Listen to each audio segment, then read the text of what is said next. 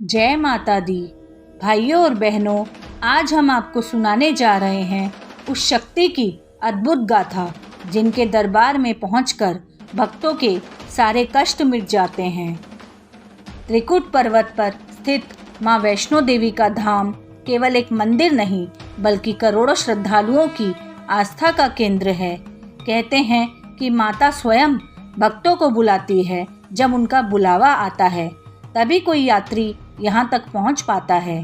तो आइए जानते हैं माँ वैष्णो देवी का जन्म कैसे हुआ, उनके चमत्कार क्या क्या रहे, भैरव के साथ उनका संवाद कैसा रहा और हनुमान जी की विशेष भूमिका क्यों मानी जाती है। तो आइए कथा शुरू करते हैं। त्रेता युग के समय जब अत्याचार और अधर्म बढ़ रहा था, तब तीनों देव ब्रह्मा, विष्णु और महेश ने अपनी अपनी शक्तियों अंश मिलाकर एक दिव्य कन्या को प्रकट किया। इस कन्या का नाम पड़ा त्रिकुटा। त्रिकुटा जन्म से ही तेजस्विनी, सुंदर और दिव्य गुणों से संपन्न थी। उन्होंने छोटी उम्र से ही भगवान विष्णु की भक्ति और तपस्या शुरू कर दी। वह जंगलों में जाकर ध्यान लगाती और ज़रूरतमंदों की सेवा करती।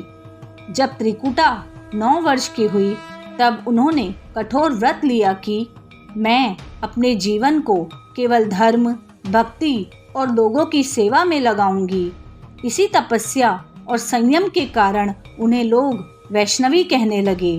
वैष्णवी ने तपस्या के दौरान साधकों और भूखों को भोजन भी कराया। उन्होंने समुद्र किनारे साधकों को खिचड़ी का प्रसाद खिलाया। तभी से नवरात्रों में खिचड़ी चढ़ाने की परंपरा चली। एक कथा के अनुसार वनवास के समय भगवान राम ने भी वैष्णवी माता से भेंट की थी। माता ने प्रभु से विवाह का आग्रह किया, परंतु श्री राम ने कहा, मैं तो केवल सीता का हूँ, लेकिन कलयुग में तू ही जगत की रक्षा करेगी और करोड़ों लोग तुझे पूजेंगे। इस प्रकार भगवान राम ने उन्हें आशीर्वाद दिया। अब कथा आती है भैरवनाथ की। भैरव एक तांत्रिक था जो शक्ति की सिद्धि पाने के लिए जंगल जंगल भटकता रहता। उनकी गुरुनी थी महायोगिनी महासिद्ध गोरक्षणी। जब उसने वैष्णो माता का तेज देखा तो उसके मन में अहंकार और वासना दोनों आ गए। वह सोचने लगा, यदि यह कन्या मेरी हो जाए तो मुझे संसार की अपार शक्तियाँ मिल जाएगी। भैरव ने माता को विवाह का प्रस्ताव दिया, जिसे उन्होंने साफ शब्दों में अस्वीकार कर दिया। माँ बोली, भैरव, मैं केवल साधना और जगत कल्याण के लिए जन्मी हूँ, तू इस मार्ग से हट जा।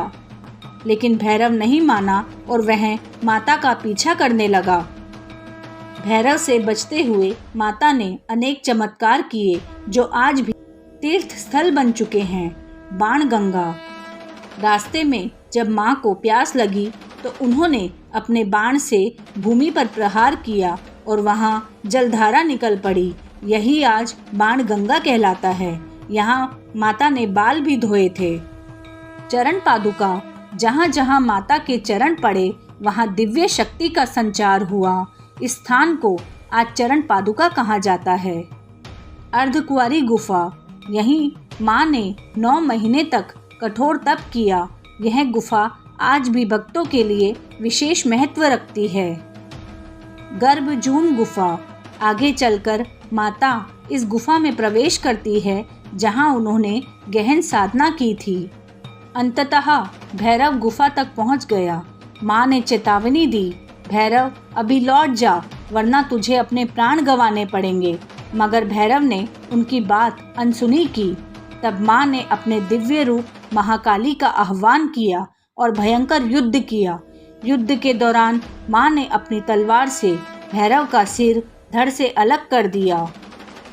भैरव का सिर त्रिकुटा पर्वत से बहुत दूर जाकर गिरा। मृत्यु के अंतिम क्षण में भैरव ने पश्चाताप किया और माता से क्षमा मांगी। उसने कहा, माँ, मेरी भूल हो गई, मुझे माफ़ कर दीजिए। तब माँ ने कहा, भैरव, तेरी मृत्यु व्यर्थ नहीं जाएगी। इस धाम में जो भक्त मेरी पूजा करेगा वह तेरे दर्शन किए बिना पूर्ण फल नहीं पाएगा, इसीलिए तेरे मंदिर की यात्रा भी अनिवार्य होगी। कहा जाता है कि इस युद्ध के समय हनुमान जी भी माता की रक्षा के लिए वहां उपस्थित थे। माता ने उनसे कहा, हनुमान, जब तक कलयुग रहेगा तब तक तुम मेरे धाम की रक्षा करोगे और भक्तों को आशीर्वाद दोगे। तभी से माना जाता है कि माता की गुफा के द्वार पर आज भी हनुमान जी बाल रूप में भक्तों की रक्षा करते हैं। गुफा के भीतर माता 3 पिंडियों के रूप में विराजमान हैं, महाकाली, महालक्ष्मी, महासरस्वती। इन्हीं तीनों रूपों को मिलाकर माँ वैष्णो देवी की पूजा होती है। हर वर्ष करोड़ों श्रद्धालु यह मानकर यात्रा करते हैं कि माता का बुलावा आया है। बाणगंगा से लेकर भैरव बाबा तक की यात्रा केवल माता की कृपा से ही संभव होती है। जय माता दी। तो भाइयों और बहनों, माँ वैष्णो देवी की यह कथा केवल शक्ति और भक्ति की गाथा नहीं, बल्कि हमें यह सिखाती है कि सच्ची निष्ठा से किया गया साधन कभी व्यर्थ नहीं जाता। माता अपने भक्तों को कभी खाली हाथ नहीं लौटाती। इसीलिए जब भी आप त्रिकुट पर्वत की ओर जाए तो यह विश्वास रखिए कि स्वयं माता ने ही आपको बुलाया है। जय माता दी। अगर आपको यह कथा अच्छी लगी हो तो दिव्यवाणी चैनल को ज़रूर सब्सक्राइब करें और माता रानी की कृपा आप सब पर बनी रहे। धन्यवाद।